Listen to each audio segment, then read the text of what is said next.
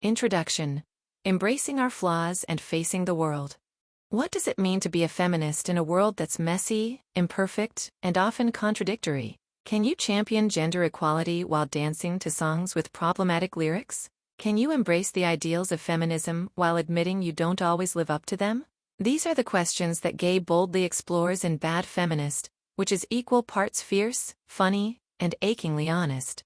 From the moment you dive into this book, you'll find yourself navigating the complex terrain of modern life alongside Gay, who unapologetically owns her flaws while challenging societal norms with razor-sharp insight. She writes about the things we often don't want to admit: our love for guilty pleasures that undermine our values, our struggles to reconcile personal desires with public ideals, and our quiet complicity in systems that perpetuate inequality. Her stories and observations feel like a conversation with a wise friend who refuses to sugarcoat the truth, but who also offers you grace for being human. Do you ever wonder why reality television is so addictive, even as it reinforces harmful stereotypes? Have you paused to think about how deeply ingrained ideas about gender and race shape the stories Hollywood tells us, and the ones it refuses to? Have you questioned why some victims of violence receive sympathy while others are blamed for their own suffering? Gay invites you to confront these uncomfortable truths, all while she shares her own vulnerabilities and contradictions. At its core, Bad Feminist is not just a critique of culture but a mirror held up to all of us. It asks us to consider, what does it mean to strive for justice while acknowledging our imperfections? How do we navigate a world that is so often hostile to those who dare to be different, whether due to race, gender, or sexuality? This book doesn't demand perfection from feminism or feminists. Instead, it offers permission to embrace the messiness of it all. It reminds us that progress is possible, even when it feels like we're fumbling. It assures us that feminism, like humanity, is richer and more meaningful when it allows for complexity and contradiction. So, come along for the journey. Let my voice guide you through essays that will make you laugh, cry, and think deeply. This is a book about feminism, but it's also about life, and about how we can all strive to be better, even when we fall short. Are you ready to embrace your flaws and join the conversation? Chapter 1. The Harm in Reality Television. When you think about reality television, you might believe that you are getting a genuine, inside look at the lives of celebrities or average people across America. In reality, there are many aspects of these shows that are manipulated in order to keep viewers interested and engaged with the show. Gay writes about how editing can change someone's personality, or make them appear as though they are doing things that they may not actually be doing in real life. For example, if someone is portrayed as being antisocial or mean-spirited during one episode, then they may be edited out of another episode where they appear to be friendly or kind.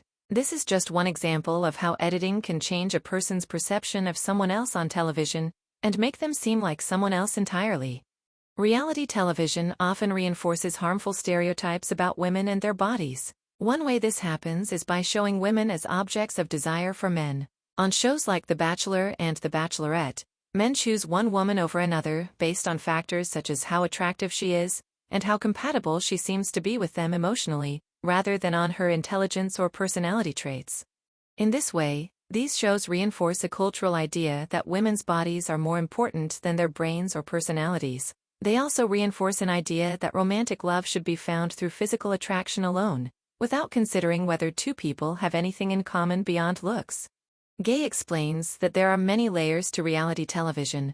Producers decide which scenes make it into the final cut, editors choose which clips will be shown on air, and finally, there are camera operators who determine where they will focus their attention during filming. As such, we can't assume that everything we see on screen is real or truthful. It's often highly manipulated by people behind the scenes, who have their own agendas for presenting us with certain images over others. Did you know? 1. Producers deliberately edit and rearrange scenes to create drama, and make characters seem more interesting than they really are too.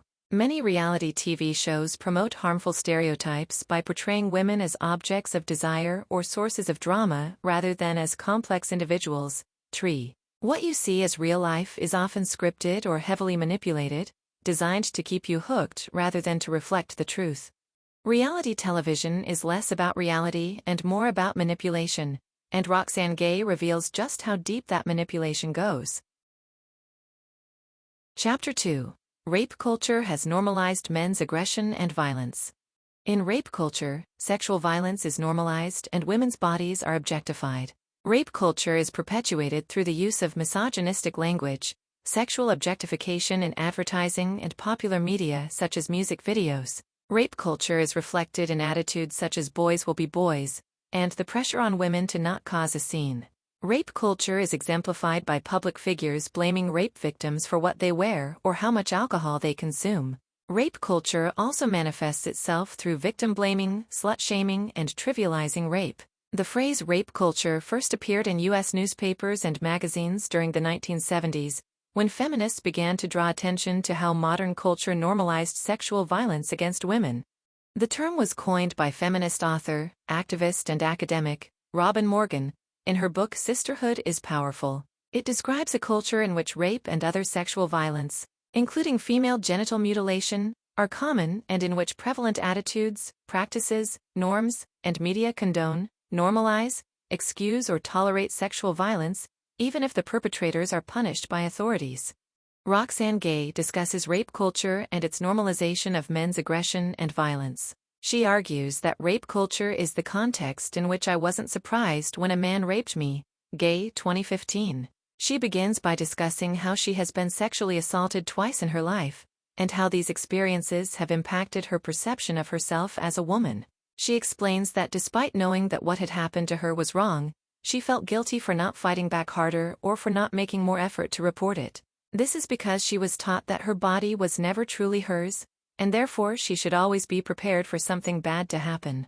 The only way to avoid this is by being aware of rape culture. She then describes the different ways in which rape culture manifests itself into our everyday lives, such as through television shows and movies which depict sexual assault as humorous or exciting. In addition, there are also many laws that allow rapists to get away with their crimes without any consequences whatsoever.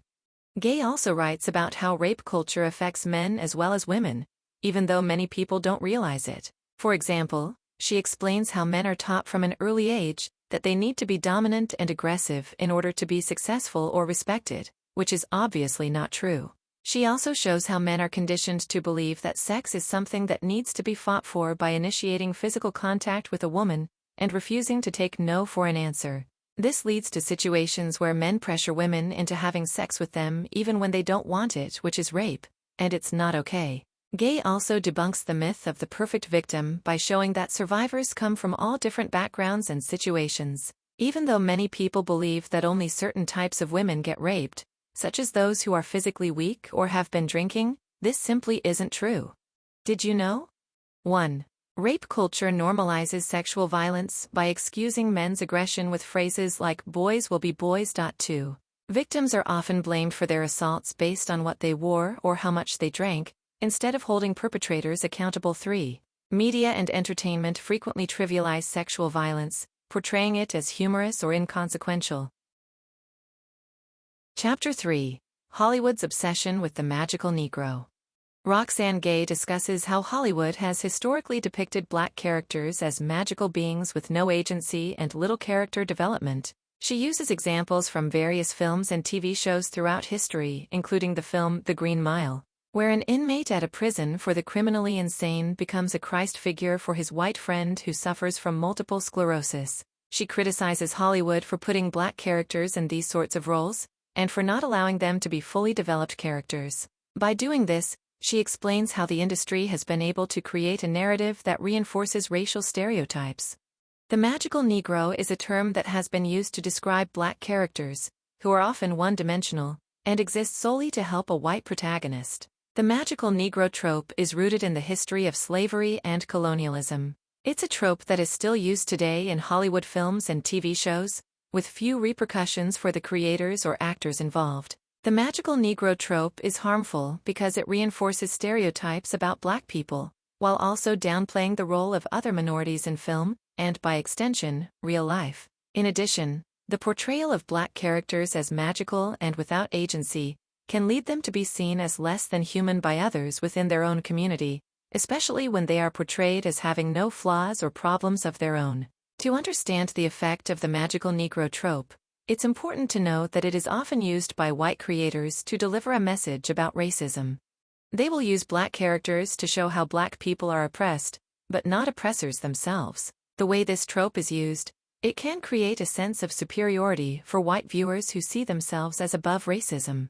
This may lead to feelings of entitlement and power over others, an attitude that can be dangerous when combined with the privilege of being white. In addition, this trope often excludes other minorities from having agency within film narratives, because they are not allowed to have their own stories.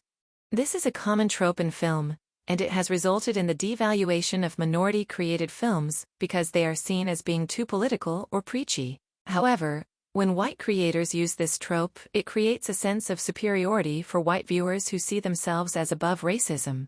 Did you know? 1. The magical Negro trope often portrays black characters as wise, mystical helpers, who lack agency or personal depth. This stereotype roots back to colonialism, perpetuating the idea that black individuals exist to uplift or redeem white characters. 3. Films and TV shows that use this trope often sideline black stories, reinforcing racial inequality in storytelling.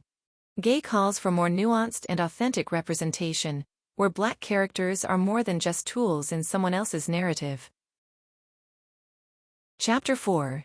Respectability politics can perpetuate racism. If you're not familiar with the term, it's a concept that rose in popularity in the 20th century as a way for black people to navigate the racist Jim Crow era. It's rooted in the idea that black Americans need to behave and dress in a certain way to be considered respectable by white society. In her essay, The Respectability Politics Trap, Brittany Cooper writes, "Respectability politics is the belief that if black people simply behaved better, if they cleaned themselves up, then all of their problems would go away. Respectability politics is what tells us that we have to get rid of those kinds of people who cause trouble and make life hard on everyone else. It is an insidious form of racism because it makes black folks responsible for fixing our own oppression, even though it was created by other people." It's important to remember that respectability politics are not just about how one should dress or speak, they also include behaviors like being quiet when others speak, avoiding confrontation at all costs, and never questioning authority figures because they might be wrong or rude. The list goes on, but the point is that respectability politics are nothing new, and they have been used to vilify black people for centuries. They do not work because they do not address structural racism or systemic oppression. These politics imply that good or respectable black people do not get killed by police, even though Tamir Rice, Ayanna Jones, and many others were murdered at the hands of the authorities while they were simply being children. They also do not account for trans women of color like Isla Nettles and Maya Hall who are sexually assaulted and then blamed for their own murders, because they are seen as less respectable than cisgender women. Instead of asking black people to change themselves, we should be asking America and the police to change. We need to abolish the racist police state that has been put in place by lawmakers, not perpetuate the idea that black people are inherently criminal or inferior. If we don't, it is only a matter of time before more black people are murdered by the cops for small infractions. It is important that we honor the lives of those who have fallen victim to police brutality, and stand in solidarity with their families and friends who have had to deal with such incredible loss. Did you know? 1. Respectability politics suggest that if black people dress or behave better, they'll face less racism, an idea rooted in systemic oppression. 2.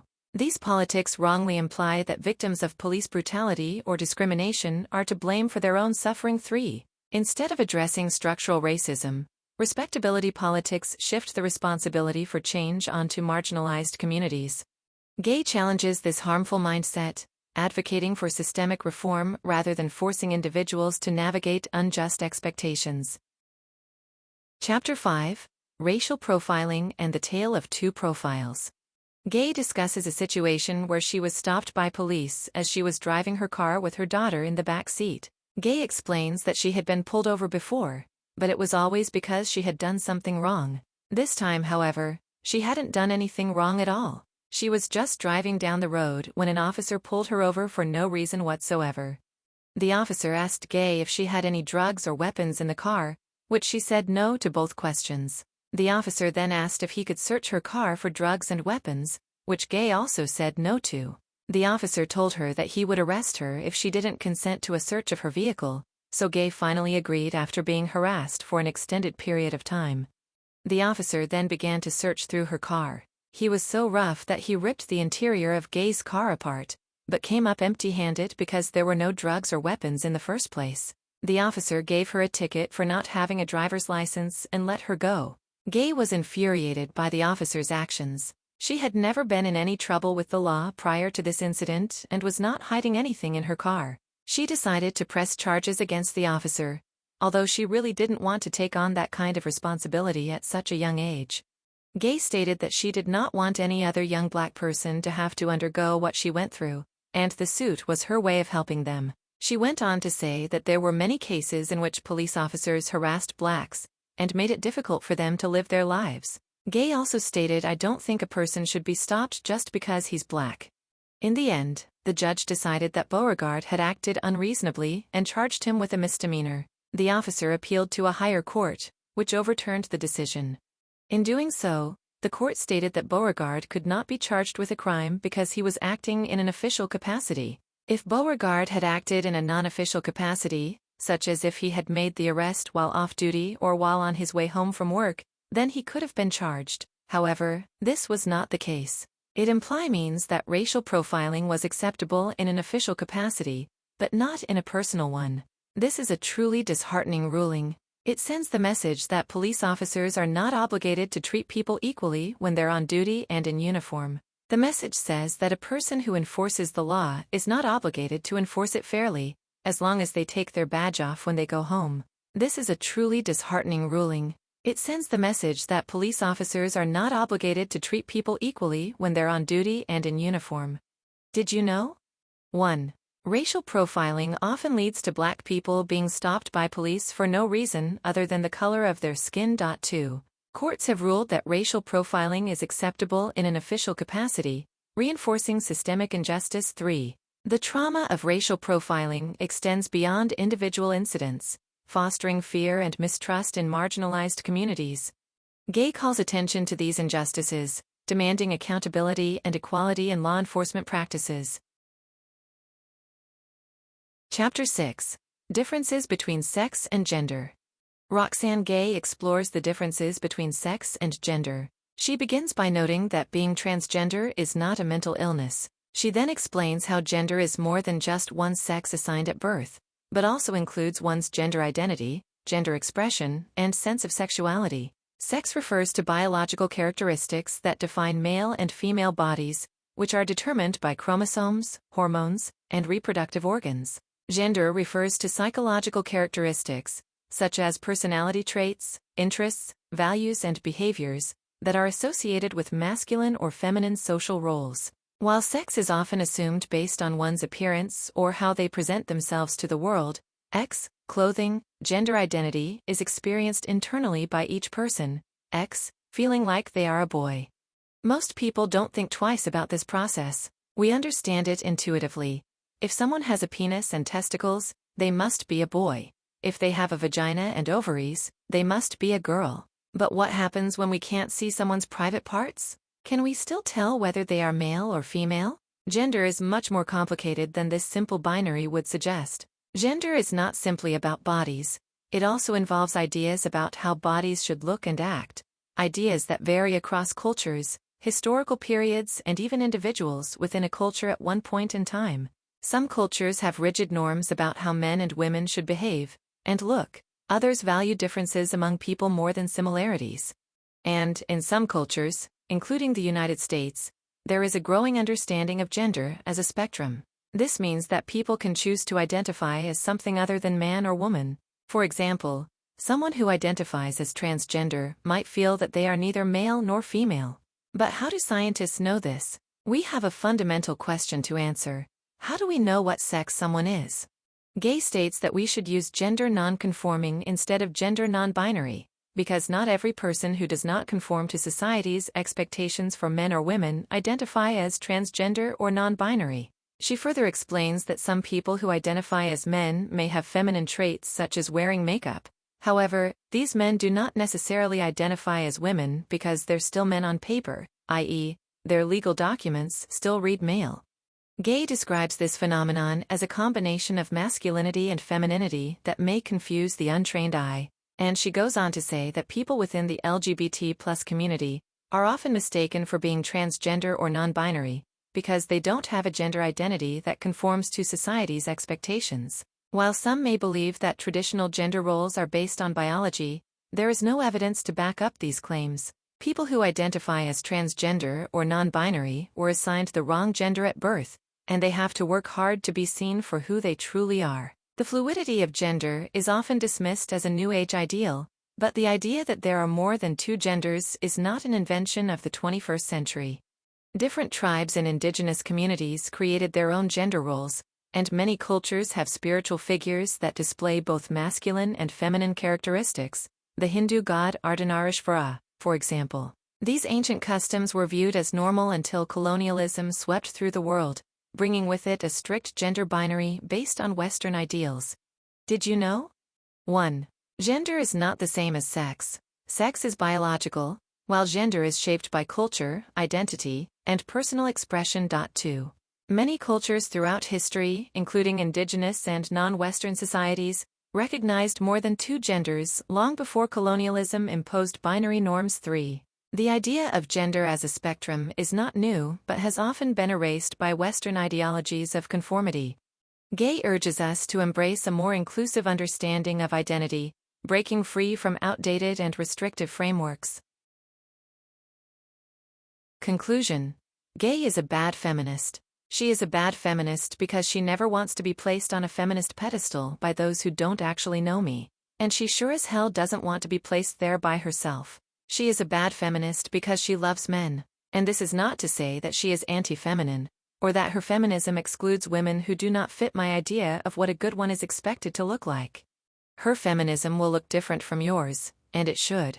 Her feminism isn't better than yours, but hers. And it's important for us all to have our own individualized take on gender equality, because that's the only way we can make real progress in this world. Key takeaways.